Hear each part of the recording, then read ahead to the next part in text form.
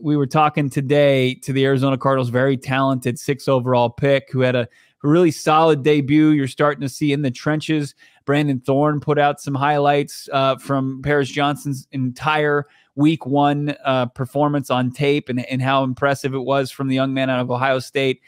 He did have one blemish, I guess you can call that. He had a unsportsmanlike penalty in the game, and he was just pretty much picking up a Washington Commanders player who was just lying on top of his poor quarterback Joshua Dobbs. But we talked to Paris Johnson Jr. and he got some help, and it just continues to show that this Arizona Cardinals team is just full of dogs. Here's what PJ had to say about his unsportsmanlike penalty. In a moment, it was a matter of I'm a tackle, right, protect the quarterback. There's a game going on. I should still be able to get him from laying up. Because if I was under there, I'd be looking like, dude, you guys just looking at me right now? That's just me. Coming as a rookie, not knowing the rules, I'd have been laying there like, pick me up. To sum it up, get the fuck off our quarterback. So, What he said. Right, what he said, what I can't say. To sum it up, get the fuck off our quarterback. Mijo things from our guy, Will Hernandez. Just you knew he was up to no good when he was just looming in the background of that media scrum. But I love the right side, the nastiness of Paris Johnson Jr. and his kind of mentor on that side of the football, Will Hernandez. Well, they outperformed the left side. I'm going to tell you right now, the left side is making way more money than the right side. Will Hernandez was the highest graded PFF O-lineman over the weekend for the Cardinals, and one of the highest in football. Had a nice grade, and Paris Johnson Jr. gave up no sacks or quarterback hits. That's the side you got to feel good about. Both those guys are under contract through 2024. Will Hernandez's chest, by the way, in that screenshot, like I've been in the locker room with Will Hernandez, and he's 2 of me. He's one of the biggest human beings I've ever seen in my entire life. Like Paris Johnson Jr. is tall, but the girth of Will Hernandez is enormous. And listen, that I assume that this team wants to be more physical. They're certainly physical defensively, and we saw that last week. If they're going to become the physical ground and pound team that we need until K1 comes back, it's got to start with those 2 players. As cliche as that sounds, like they're 2 of the nastiest players they have on the team, supremely talented, like not to knock the rest of the offensive line. Will Hernandez was a top 40 pick, and I think has lived up to expectations since he's come here. And then what more can you say? Like, I feel like there is a little bit of a narrative that we slobber too much over Paris Johnson Jr. I think you have to contextualize it and grave it on a curve. What have Cardinal tackles look like year 1? I'm sorry, Levi Brown. There have been people on Twitter saying you guys are too into Paris Johnson Jr. Like, let it play out. I'm sorry. Is no sacks, no hurries a good thing against Washington? Delete the app. They don't get it. Did you watch Levi Brown when they passed on Adrian Peterson look like a total sieve on the offensive Humphries, line? Who's been a really solid tackle for this organization for 8 years. His first year, he couldn't play. To see a guy come in year 1 and have the performance that he had, sorry, I'm a little giddy. I want to say that people are buzzing about this rookie class because they are. They started a couple rookies. Go look at Keitrell Clark's game film from Sunday, and obviously what Paris did and Michael Wilson starting. Like, that's an appropriate term because these draft classes have been awful for 10 plus years. The Cardinals have not had a homegrown offensive tackle make the Pro Bowl in like 30 years. So yeah, I'm sorry if I get excited about it. Did he make a Pro Bowl or was he an alternate? Yeah. He was an alternate. I think he made one either. No, he was an alternate.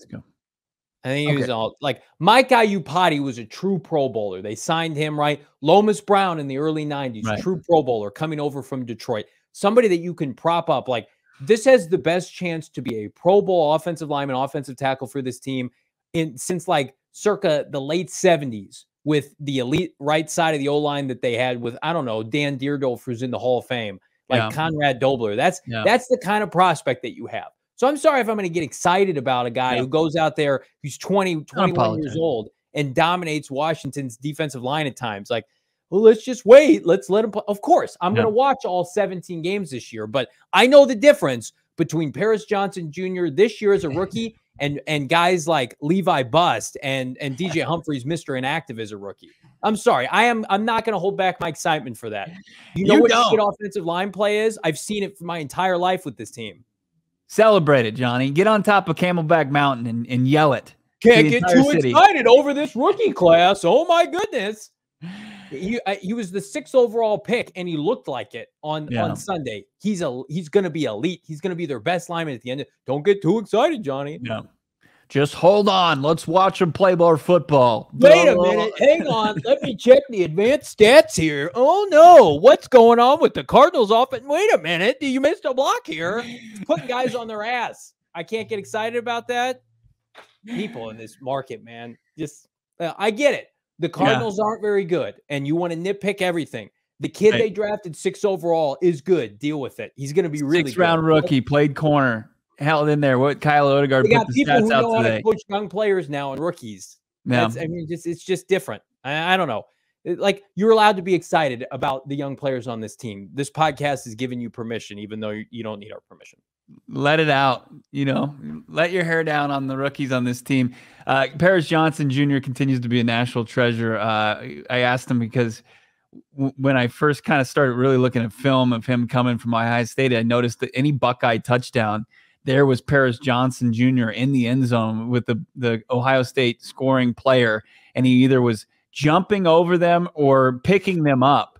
And I asked him if he's going to continue that at the pro level, and this was the answer from Paris Johnson. I think, when we score, I'm to pick them up because I remember my first day here when I was in the room with Monty after I got picked. He told me he preferred for me to not try to leap over the person that scores, because honestly I kind of like doing the leap because it was kind of fun because it was a surprise for people, but it also made me feel like really athletic. Like, oh wow, like if I really want to jump you, I could.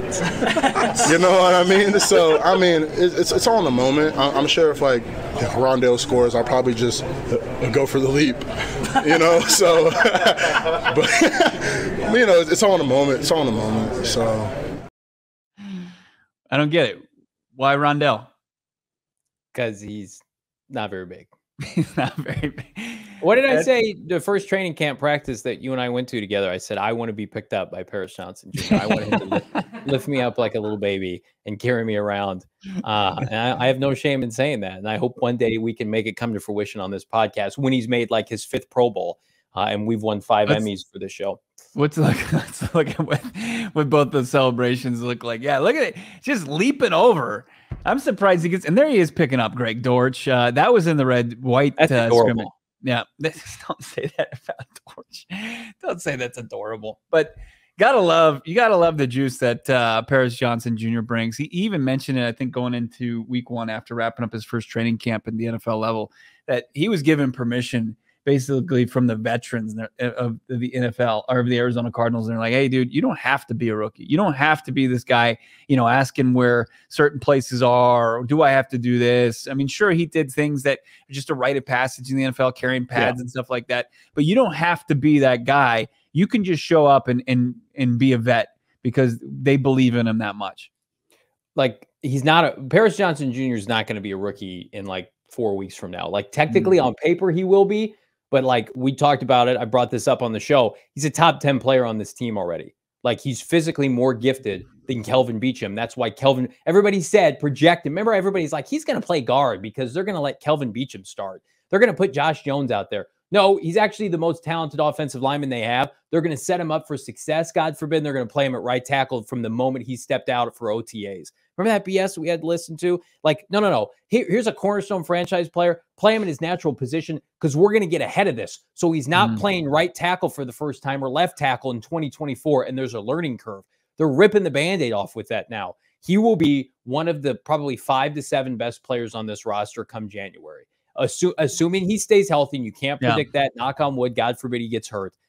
On the field, he's going to have Sundays where 80 PFF grade, pancakes. You've already started to see the culmination of it. He's going to play lesser defensive lines than Washington. He's going to continue to gain that confidence. And then he's going to spend all 2024's offseason getting bigger and more physical. And I think his trajectory is Pro Bowler. That's what you take in the first round top 10 that Steve Keim and Rod Graves, I love them both, not really, that this franchise couldn't understand is your first round picks have to make Pro Bowls and be all pros. Right. Monty Ossenford, in my opinion, you go 1 for 1. I know everybody loves Will Anderson Jr. and he's going to be great, but like they took this kid from Ohio State because they think he's going to be a Pro Bowler and we're going to give him $150 million one day. And that's what he's projecting to be. You know quickly, right? Does a guy have it or not, right? And you knew quickly for some of times guys they could not play. No, and what was so fantastic about Monty Ossenfort and how he kind of had the pulse of the draft board, where he trades down to 12 and he's like, oh shit. If I want this guy, I mean, and there's a significant difference between him and tackle, 2, 3, and 4.